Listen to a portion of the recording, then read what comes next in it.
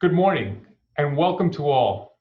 It is my sincere privilege to open up day two of what is a historic honoring and reimagining of the legacy of two giants that came to Gainesville 40 years ago to remind us to speak and write a new world into existence where we are centered. Chinua Achebe and James Baldwin, the great Nigerian and American writers and public intellectuals, they both foreshadowed the continued decolonial and anti-racist efforts we find ourselves in the midst of today.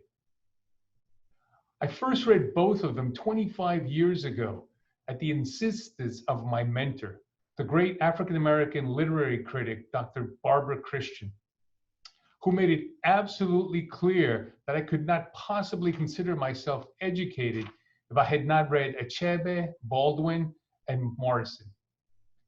Today, my education continues as I learned the University of Florida in the great city of Gainesville served as the gathering place for a meeting of these giants and the faculty, staff, students, and community members that brought them here more than 40 years ago.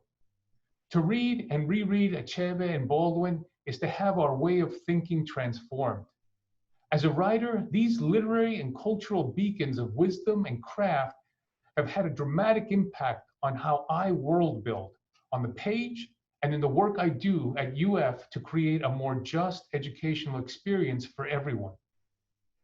The process of vanquishing a colonial mindset, which remains pervasive in how we bind or liberate the future into existence by way of the stories we nourish each other with in the present, is what you're about to experience today.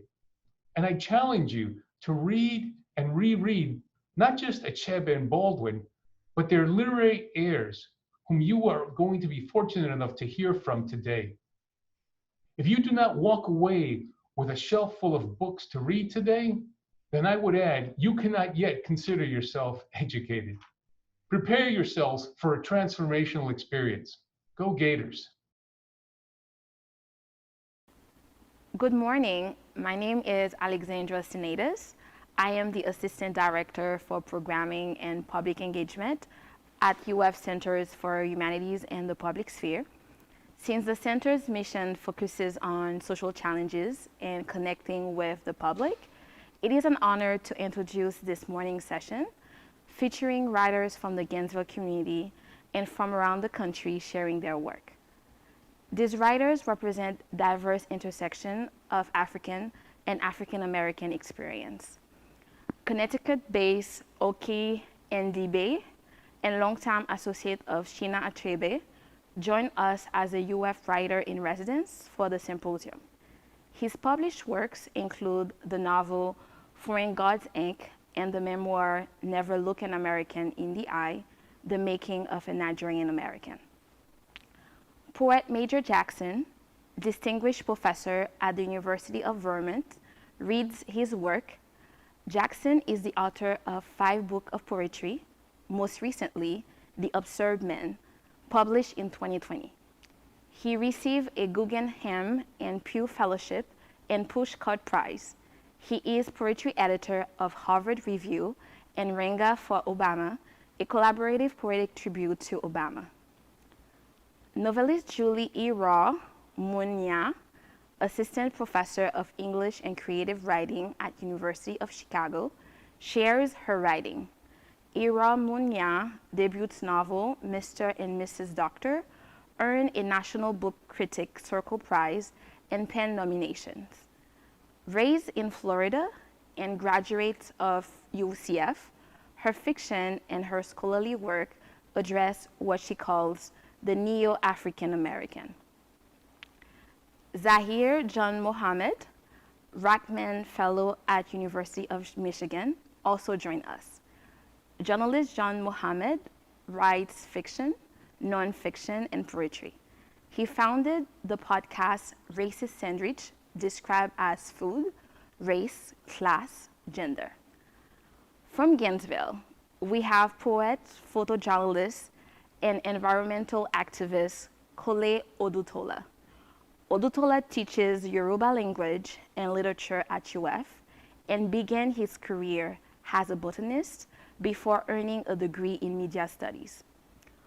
Poet, writer, and community organizer Terri Bailey is founder of Black to Basics, Bailey Learning, and Arts Collective, devoted to social justice through the arts. She is a recipient of a 2020 Alachua County Arts Council Award. Stanley Richardson also contributes to this literary conversation today. Richardson is a poet, acclaimed actor, playwright, and social commentator. He is founder of the Arts Speak, organization devoted to enhancing youth voices through poetry.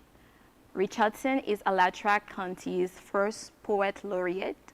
Welcome to this morning's Writers Forum.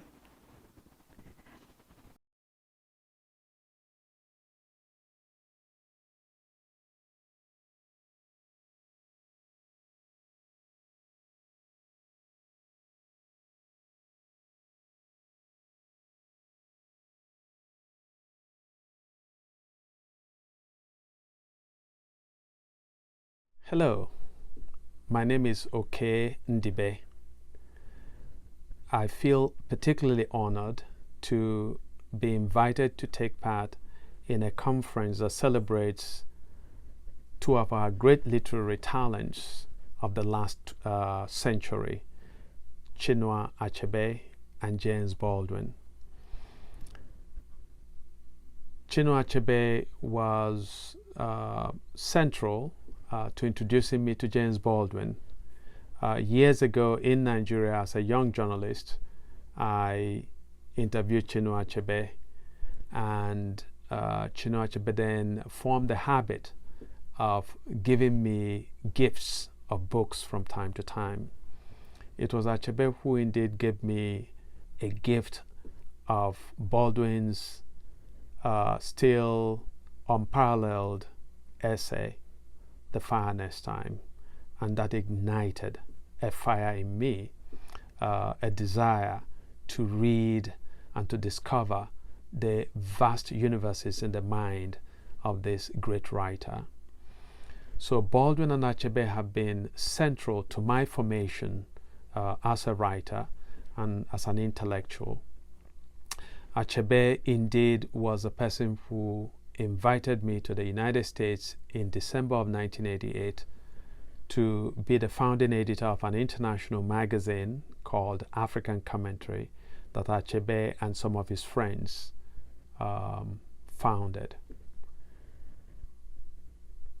One of my great regrets was that James Baldwin had passed and therefore could not be one of the writers for this magazine that I had the privilege and honor of shepherding in the United States.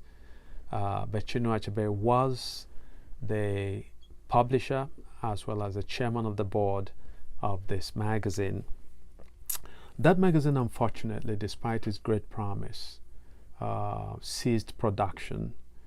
I subsequently went to the University of Massachusetts, where I did my MFA studies, and a few years later I returned there for my PhD.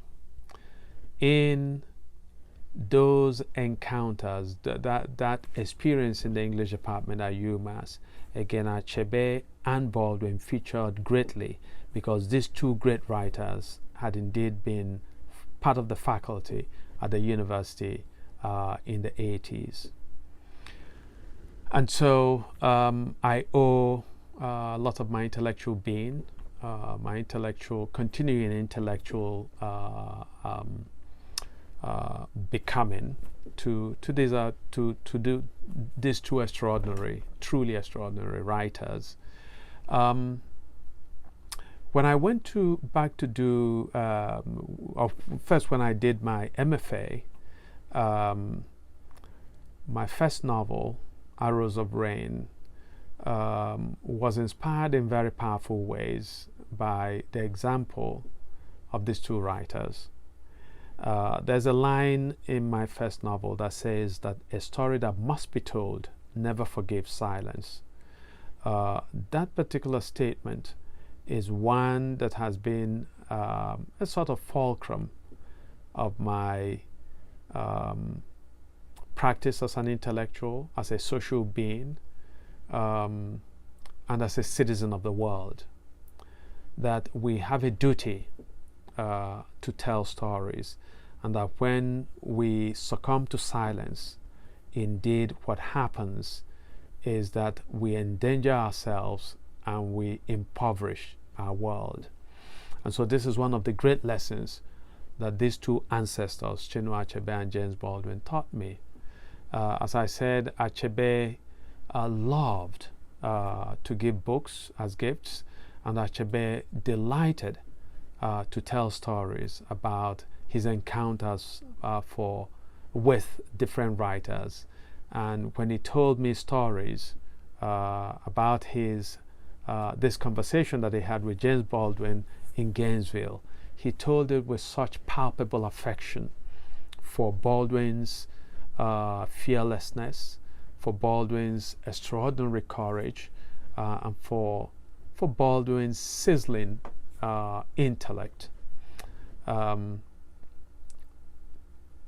So I was going to read a short section from one of my books, but indeed I thought that I might as well just spend the time and talk a little bit more of my work. So when I returned to UMass for my PhD, I decided to study the intersections of history and memory, and how those two categories shape and inform writings as well as artistic productions by not only African but writers of African descent around the world. So that's an area that I continue to be interested in, and it's an area that is particularly important at this point, where the world is indeed raising anew old questions and seeking new answers where we find that old ones are inadequate, where we're faced with a question of what it means to be black in the world, and what it means indeed to be human in our world today. And so this conference in a lot of ways will be examining those questions, and in examining them we'll have to fall back on the wisdom of the great Chinua Achebe and the immortal James Baldwin.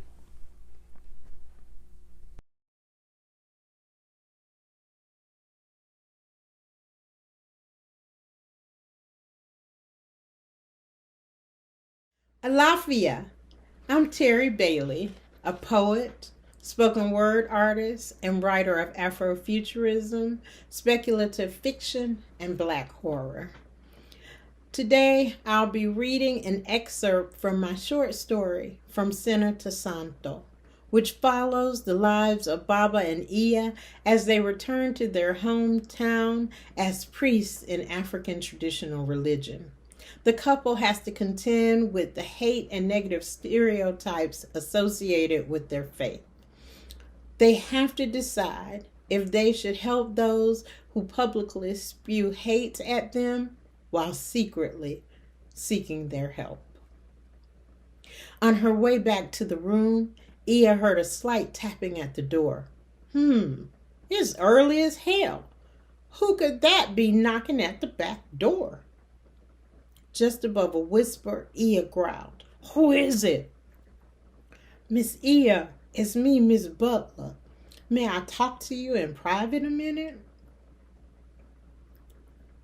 Iya looked at the back door in shock. "Yes, ma'am. How may I help you?" "Please, baby, let me in. I can't let nobody see me coming in here. You know my husband will have a fit if he knew I was coming to your house." Iya looked over her shoulder and thought about Baba snoring in the bedroom. While she was worried about her husband's reaction, Iya knew Baba would lose his mind if he awoke and saw her in his house. Still, her curiosity got the best of her. Iya unlocked the door and helped the old woman into the house. Please lift the curse y'all done placed on my family. We sick and we are dying. We're losing money, we're losing jobs, and most of all, we're losing our lives. There are so very many bad things happening to us. Y'all have got to reverse the curse you placed on my family. Now, I know my husband was wrong for what he said to y'all. He an old man and thought he was doing the right thing. You know, standing up for Jesus and our Christian beliefs and religion. He done forgot the old ways. He forgot that when we moved in that house over 60 years ago, our mothers got together and helped us clean it spiritually from back to front to get rid of all them hanks. Mind you, we ain't used no chickens, but we did a lot of what I sees you over here doing, like cleaning and praying from back to front and then tossing that water, that dirty water out that front door. That's how my mama, his mama, and they mamas did it every new moon. Sometimes twice a month if things was really bad. He don't remember me sprinkling red brick dust under our front door to keep the evil out. You know that too, about that too, because I saw you do it when y'all moved in. I do it every first moon of the new year, and it worked too. That white gal Jeremy brought home can't hardly stand to be in our house with her old nasty self. She pure evil and has caused my grandbaby a lot of pain and problems. Anyway, I know you do a lot like what the old folks used to do. It ain't evil. I knows this. Some of the things you do, I used to do it with my mama when I was coming up to protect and cover us. I don't remember everything, or I would try to end this mess myself. Miss Ia, how much I gotta pay y'all to stop the curse you done placed on my family? Ia was amazed. Her mouth was open and her head was spinning. Pleasant Street was notorious for being full of Betty Crocker witches, those old women who went to church Sunday mornings and worked magic the rest of the week. She could hear the ancestors all talking at once, some of them laughing and saying, "Ha ha, see, I told you they'd come begging. You ain't gotta help them do nothing." And the others saying, "Baby, don't be nasty. Tell her y'all gonna help her." Ia closed her eyes and tried to calm the voices screaming in her head so she could decide what to do next. The old woman grabbed her hands. "Please, Ia, I am sorry. I am so very sorry. Oh my God." She began to sob loudly. Ia realized that the woman had aged 1,000,000 years sitting before her in her living room, and she had turned ice cold and seemed to shrink down to dwarf size. Just then, Baba came in the room. "What in the world is going on here?" He glared at Ia first and then turned his angry gaze on the old woman. "Sir, I come asking for help for my family. What do I have to do to make these bad times stop? What will it take to make you lift the curse you put on my family?" Ia held her breath. She knew he had been waiting for this day. He could rip her to shreds if he wanted to. He left the room without saying a word, and Ia figured that meant the answer was no.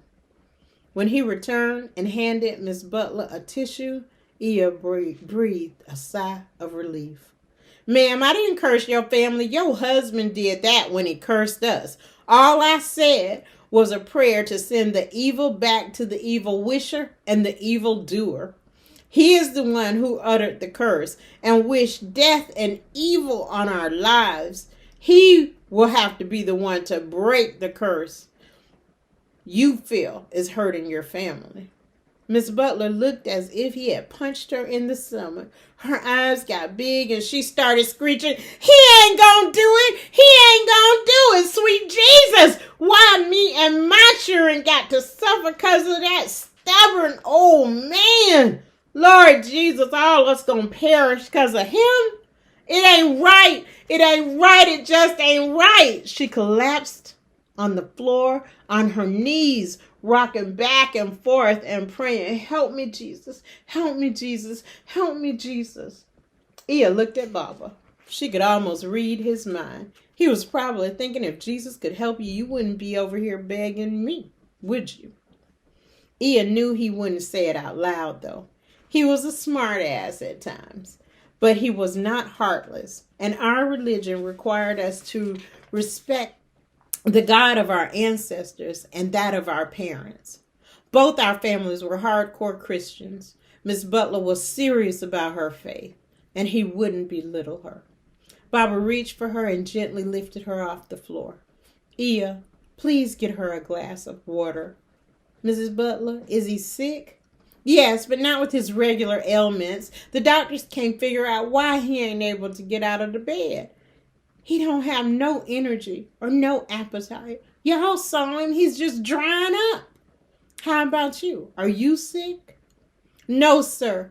It's just some mighty bad things happening to my children. We have had death and bad luck visit us in a mighty, mighty way. My grandson just got shot down like a dog in the street by some thugs. And you see how Jeremy all dried up. I mean, ain't nothing going right for us. Everybody is failing. This time, Baba excused himself before he left the room. He needed to consult the ancestors and his spirit guides. Ia and Miss Butler sat silently as they heard Baba singing and praying. Then things got silent for a minute. Next, the women could hear unidentifiable sounds coming from the back. Neither of them moved or said a word. When Baba returned, he had a strange look on his face. Miss Butler, was your grandson who got killed dealing drugs? Are you sure his death wasn't drug-related?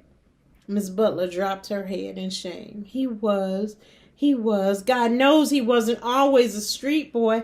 He was real smart when he was little, but then he got involved with the wrong crowd. We heard some bad things about him. We knew he was caught up in that street world, but he wasn't doing nothing to deserve death. Ask your daughter if he had a gun in his hand when he was shot. I think she's going to tell you yes. I'm sorry, Miss Butler, but he was going to kill someone, and they shot him first. Miss Butler looked horrified. I ain't got to ask her. I know it's true. Don't nobody know that. How you know that? Spirit told me, ma'am. This is about what God and the ancestors have to say. It don't have nothing to do with me or what I can do or see. It is all about what is revealed to me through spirit. Miss Butler, have you been praying for Jeremy to come home? You wanted him back home so you could help him. Is that right? The old woman didn't say a word. Spirit says your prayers were answered, and in the end, he chose to bring his wife. By the way, she's pregnant, and they don't even know it yet. If they don't get clean, that baby won't have a chance. Spirit said they're both doing drugs, and that's why they lost their jobs. But I didn't need Spirit to tell me that. Our bedroom faces their house. They are up all night long, going in and out. We can see the lights going on and off, and strange folks hanging around at all hours. You see it too, but you choose to turn a blind eye. The old woman sat stoically silent, not uttering a word. It was as though she was looking right through Baba. Anyway, I don't know how you're going to tell them, but you have to mention it. Your prayers are powerful, Miss Butler. Spirit says you have a little sight too and a healing hand, but you don't talk about it and you won't use it. She refused to acknowledge Baba's comments about her spiritual and psychic abilities. This morning's revelations about Miss Butler's sight, abilities, and rituals had stunned Ia to her core. And then, with a lightning bolt of clarity, Spirit revealed that Miss Butler was a witch too. Ashe.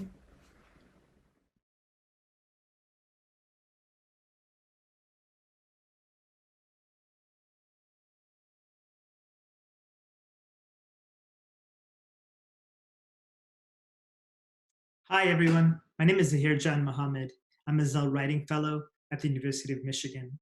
This is a paper I wrote called The Curious Narrowing of James Baldwin.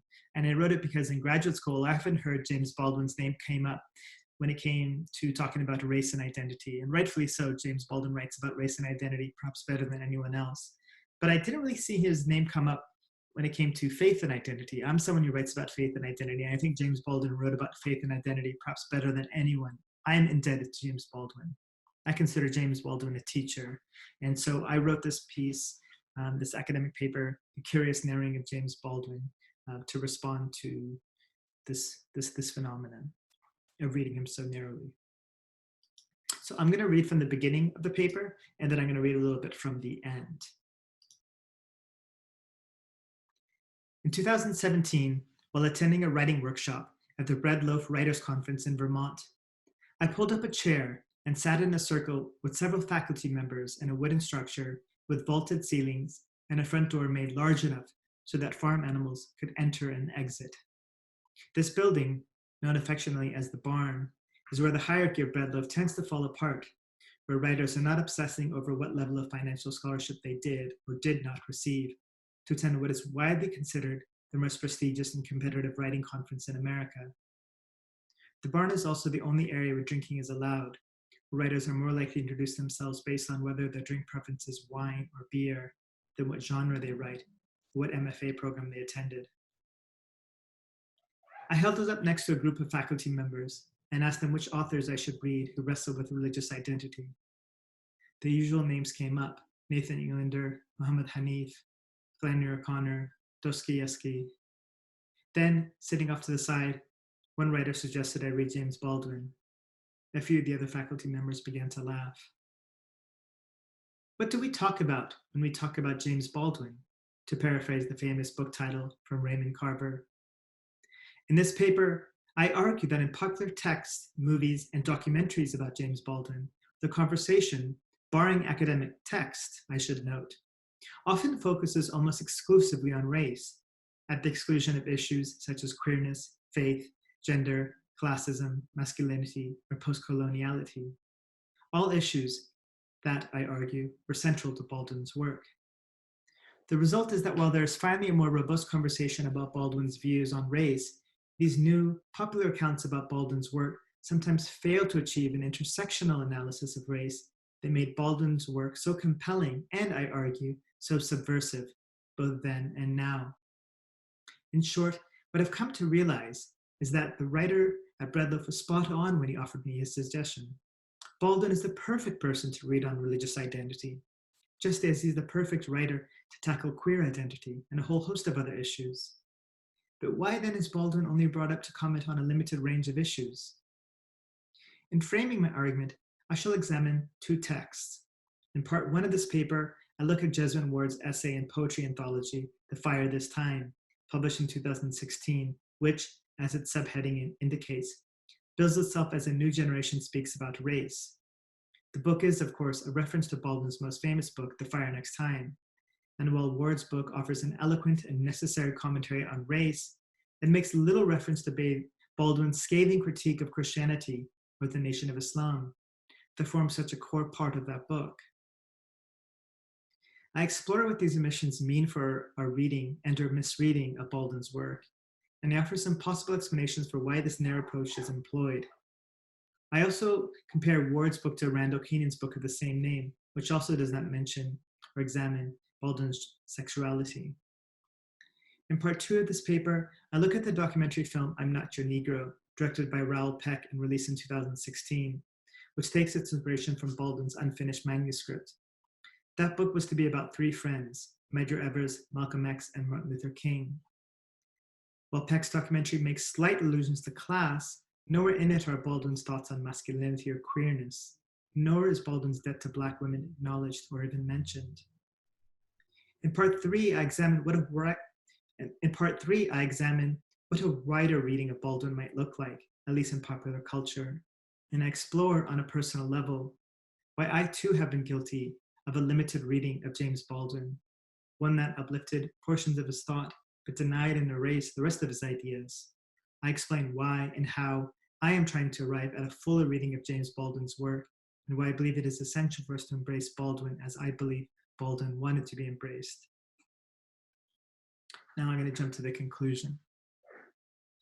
Part of the reason I wrote this paper is that I've long wrestled with the disappointment I caused my professor and mentor, June Jordan, one of the most widely published Black authors in America, when I decided my senior year at UC Berkeley in 1998 to take a class with Ishmael Reed.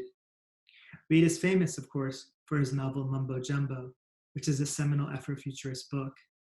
But Reed, like some Black male writers of his generation, was often cruel towards Black female authors like her, as well as Alice Walker, who he accused of caring more about bashing Black men or about being a lesbian than they were about the civil rights struggle.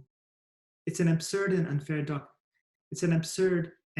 dichotomy, as if June Jordan ceased being a Black woman when she wrote about being queer or about Israel's invasion of Lebanon in 1982 in her final book, Kissing God Goodbye.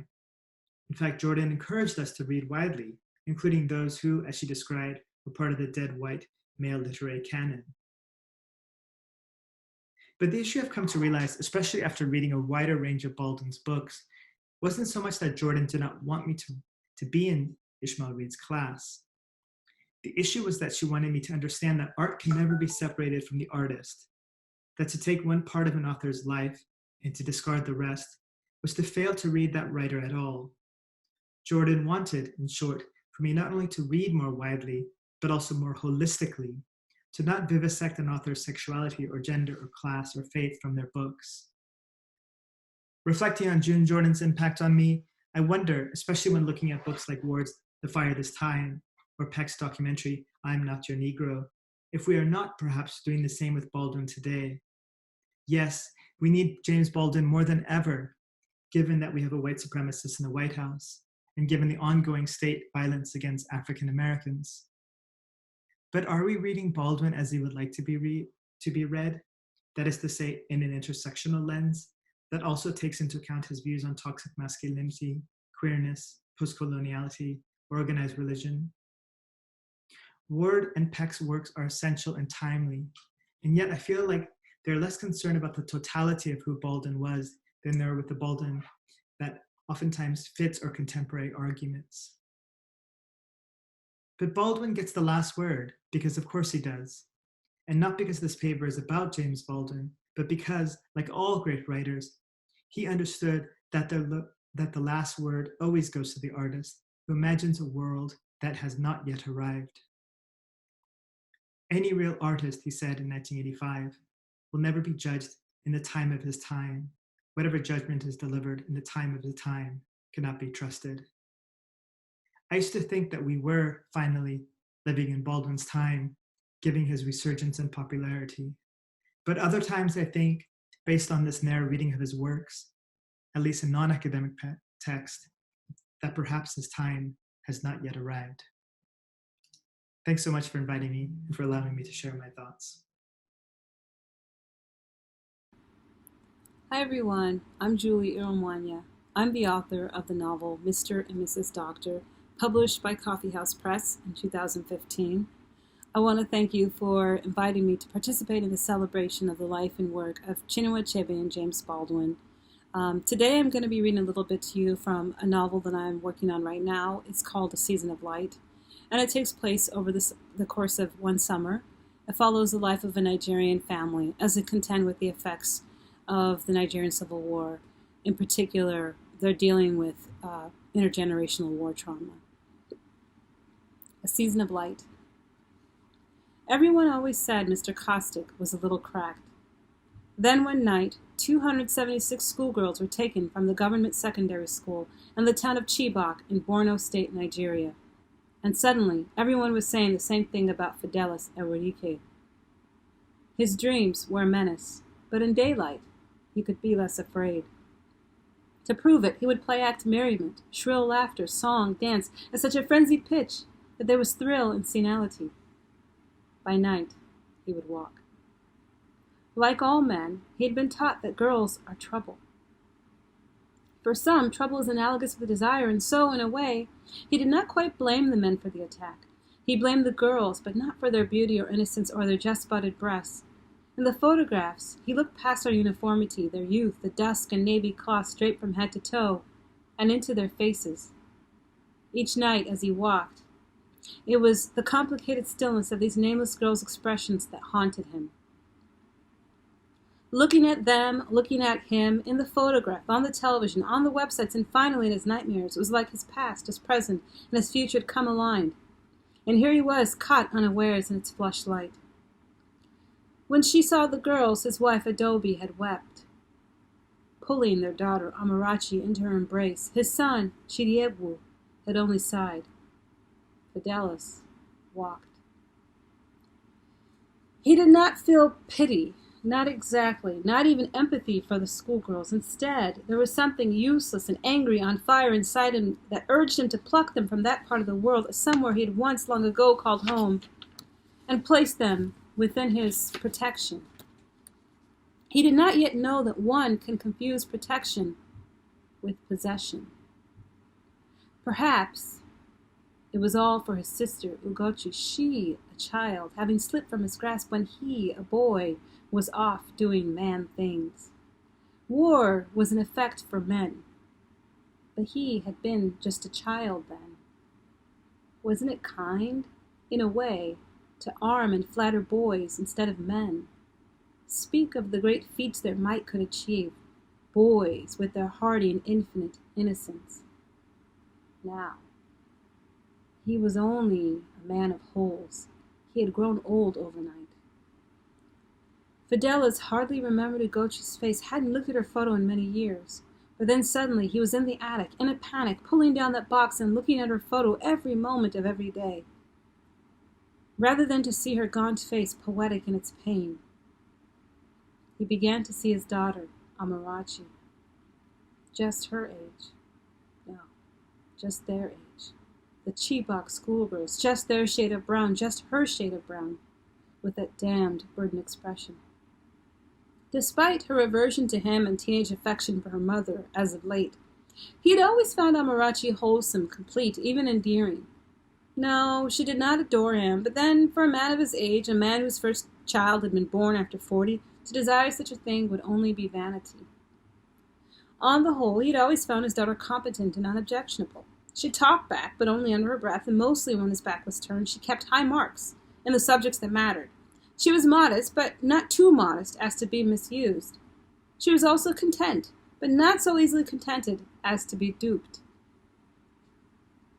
But then one day, not long after the Chibok girls were taken, through the sliver in the bathroom door, he spied Amarachi applying her mother's all-the-rage Rubicon Rouge lipstick. Suddenly she, with that red smear of a mouth, became so alien and nonsensical to him that he hated her. His hate was so whole, so consuming, that it could only be equaled by his shame. What he understood, perhaps only by instinct, was that she was no longer his. So he crumbled the lipstick in his fist. He cut holes into her leggings and miniskirts, poured bleach on her spaghetti-striped camisoles. He threw the radio out of the window and put a lock on her bedroom door. Later that day, when Amarachi's mother returned home from work, in bewilderment she struggled to pry the locks free. On one side, the daughter wailed and pounded at the door, calling out to her mother, begging her to liberate her from her jailer. On the other side, the mother boxed her husband until at last she collapsed into a deep yet fitful slumber. He, like a madman, slumped next to her, his chest tight, his breast ragged, having plunged into a dream.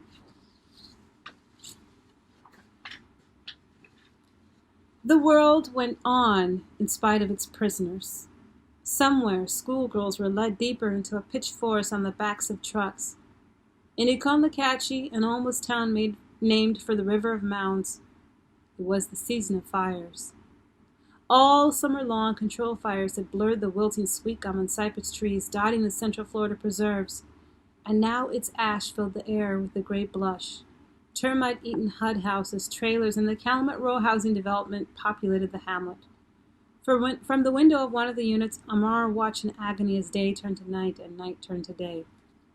Her father, a lawyer, spent evenings settling contracts from home to ensure that she could not abscond to a place fathers could not guard daughters. For Amara, This captivity wouldn't have been so harsh if she at least had use of a cell phone to call a friend. But summer was upon them. Friends were stretched out by pools, scissor-kicking the waters of Cocoa Beach, or simply stationed over grills flipping burgers at their summer jobs. She was completely alone. At 16, she didn't understand her father's madness in its totality. She knew nothing of the girls who faced him in his sleeping and waking hours. Mostly, she thought her father was an asshole, and if she had done something wrong, a thing that was unforgivable, he should just tell her so. Also, she suspected that while some men had midlife crises that led to shiny red sports cars, toupees, or scandalous affairs, her father had turned into some sort of czar. Amara would have forever been known as a girl whose forlorn face stared through the netting of her bedroom window that summer, a sight that stirred up no pity, only derision and excitement. But then there, a speck on the rising sun. It was her father. Draped in his bathrobe, he staggered, his body leading and his head following. Not until he had reached the end of the multiplex's borders where ribbons ensconced a column of pine trees and the flag announced Calumet Rose did Amara realize he wasn't wearing shoes. He was sleepwalking. On a drag stop, he stumbled toward Old State Road 50. Where could he be going? Well, she did not care. She calculated the distance between her father and the house, realizing only then that this could be her one chance to escape his tyranny. Her heart hammered in her chest as she fiddled with the window until it opened. Then she yanked at the screen until it was free and dropped to the ground below. How easily it could be done once she put her fear aside, the business of chasing down her freedom. Thank you so much.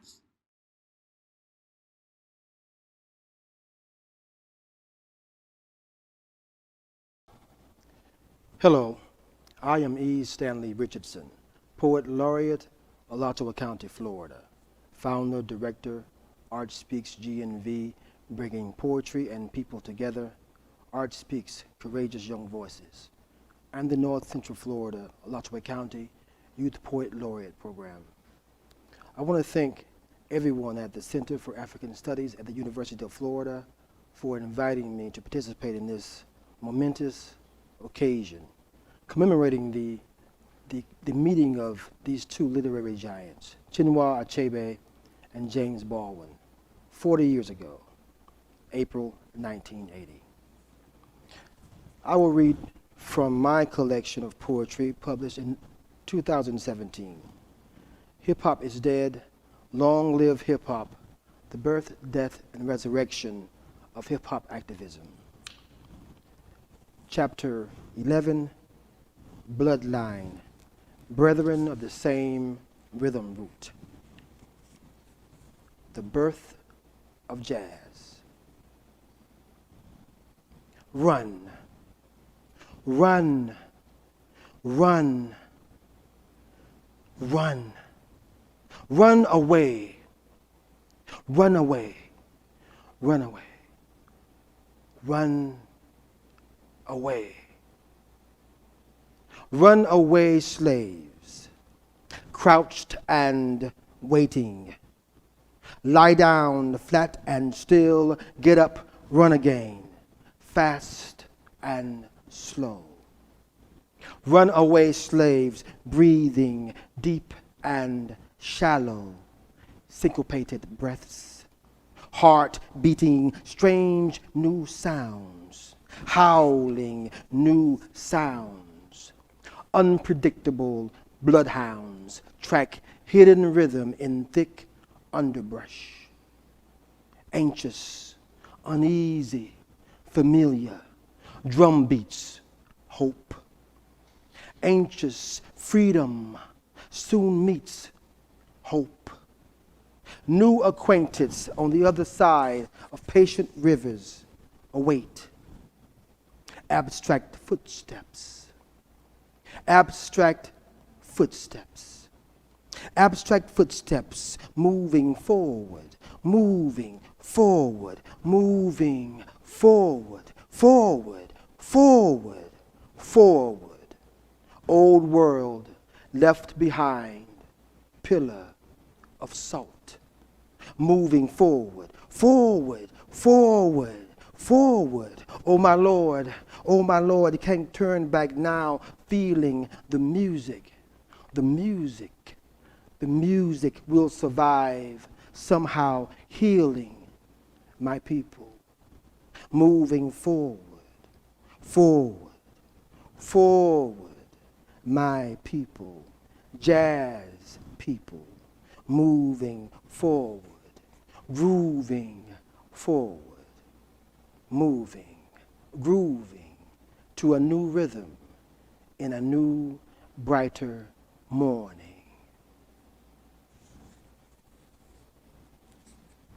Willie Green's Blues, dedicated to Mr. Willie Green, blues legend of North Central Florida. Willie Green, Willie Green, Willie Green, Willie Green, Willie Green, Lord, Lord, Willie Green. Seasoned blues man, last of the original second generation eyewitness to blues. Oh my Lord, did I witness all them colors, platinum, silver, shining harmonica, white, black, brown, guitar picking, lime green, sport coat wearing, blue, could be suede, blue, looks like suede, shoes, Lord have mercy on me. Old man playing the blues, singing the blues, one more time, one more this time. Lord have mercy on me. Multicolored crowd, head bobbing, hand clapping, finger snapping, toe tapping, floral feelings. Beautiful color and expression, enjoy the spectrum of Willie Green's blues. Sitting beneath happy sky, singing more shades of blue, more than I ever knew existed. Lord have mercy on me. Them blues, Lord, Lord, them blues.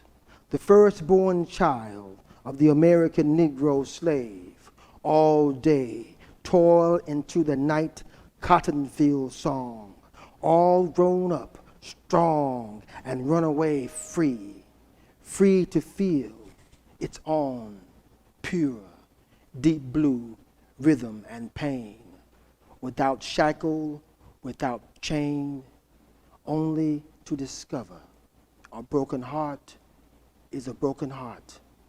A broken heart is a broken heart. Tied down or running wild, bound up or flying free, a broken heart is a broken heart. Lord, have mercy. Lord, have mercy on me. Lord, them blues. Lord, Lord, singing the blues. Singing the blues, singing the blues, singing the blues all these years,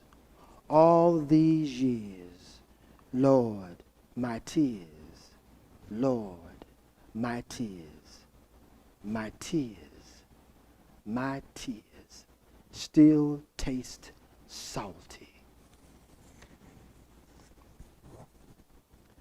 The Birth of Funk, a tribute to James Brown. That boy was born in a groove, wedged in a place somewhere down deep between pleading pulse and signifying sound. Oh, but you should have seen him when he started to crawl, make his way across rooms.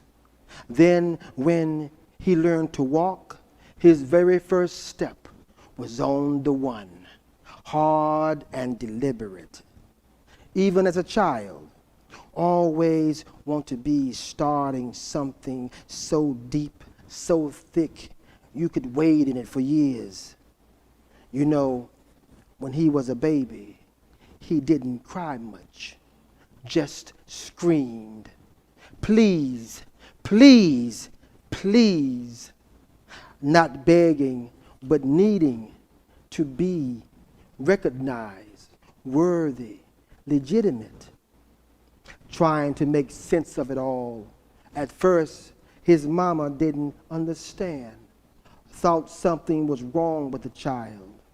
Then she realized the reason why she couldn't quite comprehend the rhythm of her birth pain, remembering the mysterious words the preacher man told her, kneeling down between her thighs, his hands on her swollen belly like he holding a sacred urn.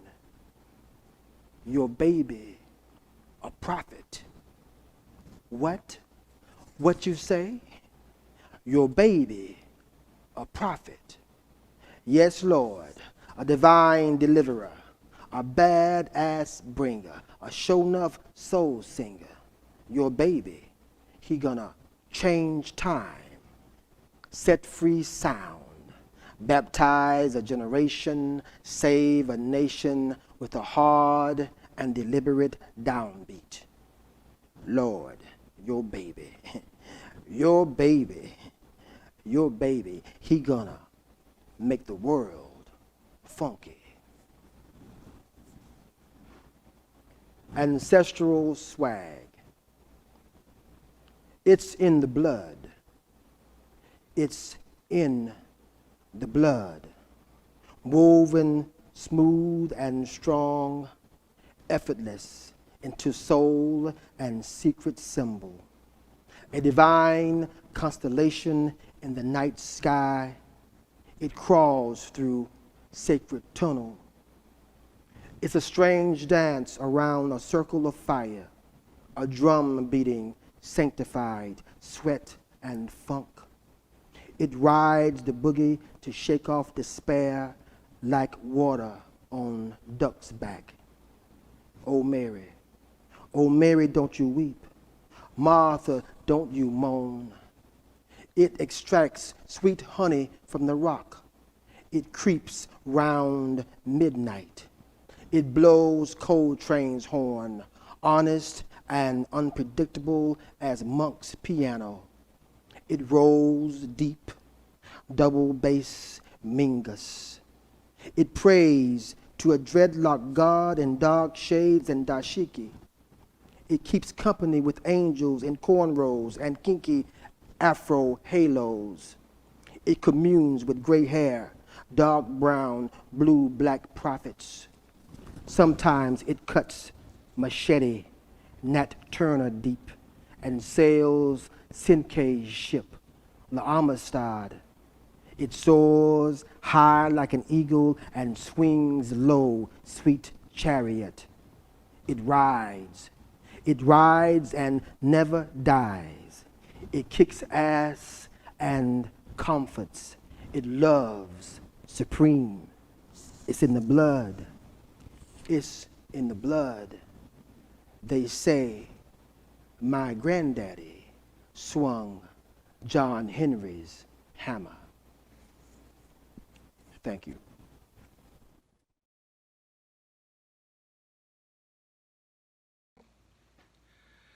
Hello, I am Major Jackson, and it is my deep honor to read in celebration of the 40th anniversary of Chinua Achebe and James Baldwin's public conversation at the University of Florida.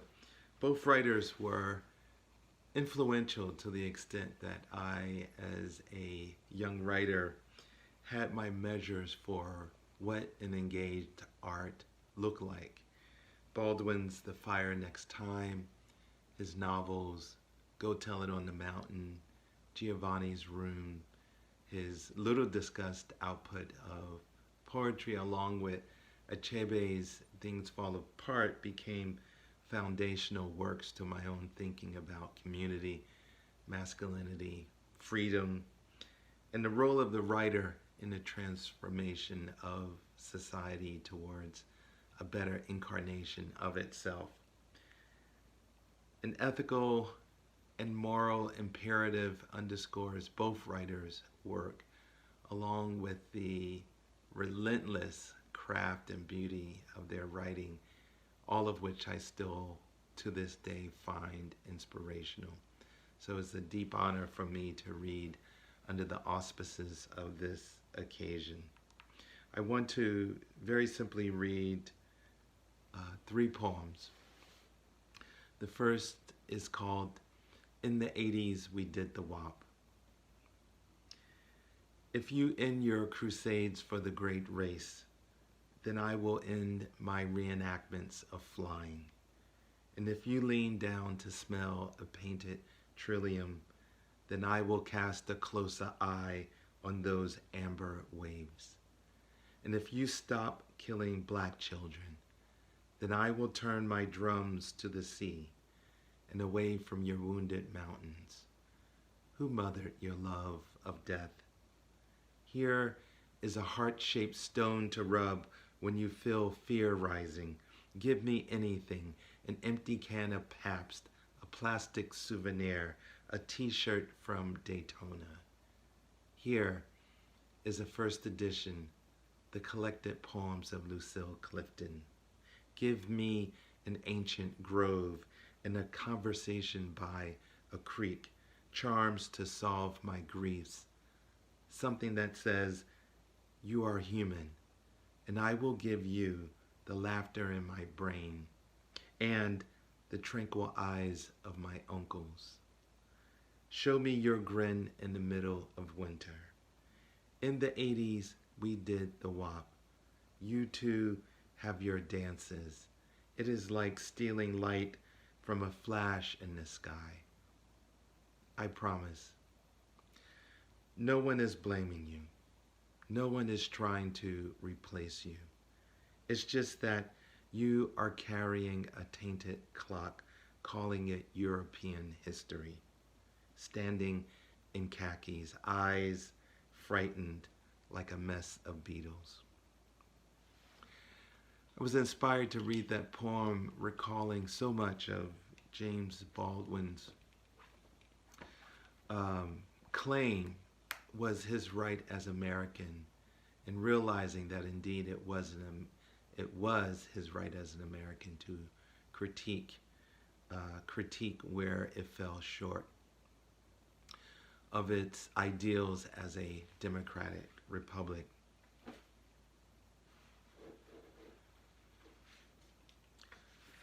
On disappearing. I have not disappeared. The boulevard is full of my steps. The sky is full of my thinking. An archbishop prays for my soul, even though we met only once. And even then he was busy waving at a congregation. The ticking clocks in Vermont sway back and forth, as though sweeping up my eyes and my tattoos and my metaphors. And what comes up are the great paragraphs of dust, which also carry motes of my existence. I have not disappeared. My wife quivers inside a kiss. My pulse was given to her many times in many countries. The chunks of bread we dip in olive oil is communion with our ancestors, who also have not disappeared. Their delicate songs I wear on my eyelids. Their smiles have given me freedom, which is a crater I keep falling in.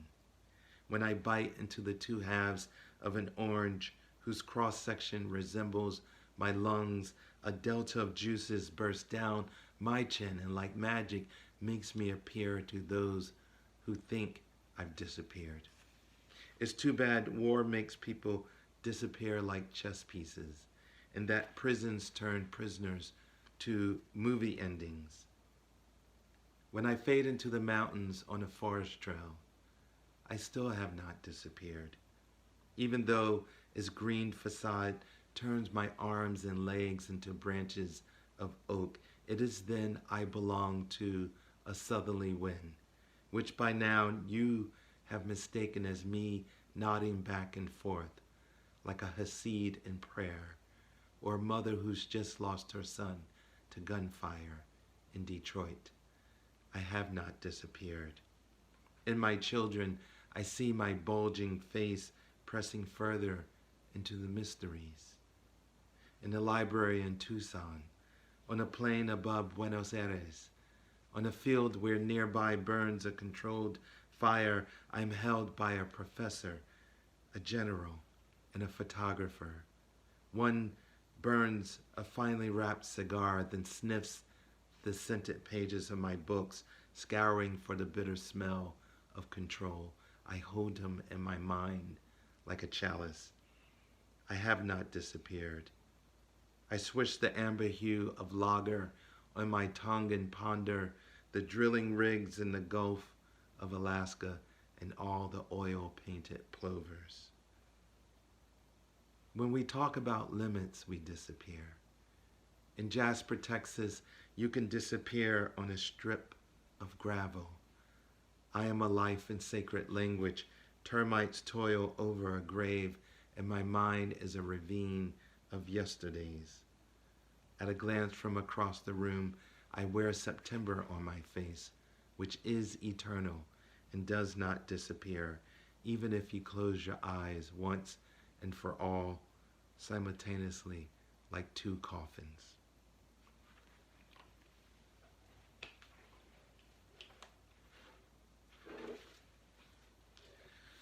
We read this last poem, and it was written. I had never met James Baldwin, but as a young person, I had the opportunity of traveling to Bard College with the poet Sonia Sanchez. I was her student at the time, and on the stage in a wheelchair was the great Chinua Achebe. After a reading, we went to his house, and it was just wonderful listening to he and Sonia talk. Something occurred to me and happened to me that evening. Lollygagging beneath the bell tower at Temple, I, sidling up to a friend for the weekend, saw you cross the campus, and my spine straightened. Come, young brother, to Bard, to the Catskills, come sing your poems on the Hudson.